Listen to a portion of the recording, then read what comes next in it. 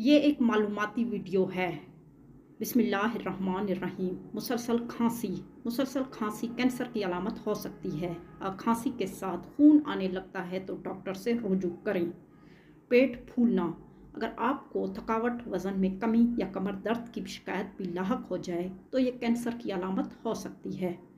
پیشاب کے دوران مسائل، بیشتر مردوں کو پیشاب کے دوران مثانے کی خرابی ہوتا ہے، مگر یہ مثانے کا کینسر بھی ہو سکتا ہے۔ منہ میں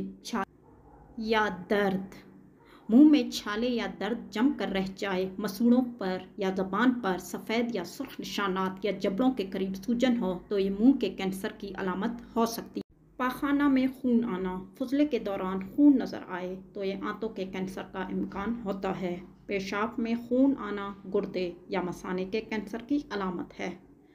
معدے میں درد رہنا، معدے میں مسلسل درد رہنا یا ہر وقت متلی کا احساس ہو تو یہ غذائی نالی کے کینسر کی علامت ہے یا خون اور لبے کے کینسر کی علامات ہوتی ہیں۔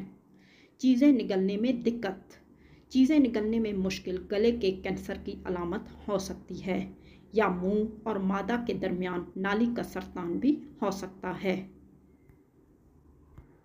اکثر بخار کا شکار رہنا، صحت مندی کے باوجود بخار رہنا تو یہ خون کے کینسر کی ابتدائی علامت ہو سکتا ہے۔ جسمانی وزن میں کمی جب بغیر کسی کوشش اور وجہ کے ہو، خاص طور پر اگر 10 پاؤنڈ وزن کم ہو جائے، امکانات ہیں کہ یہ لبے، معدے یا پھیپھڑے کے کینسر کی پہلی علامت ہو سکتی ہے۔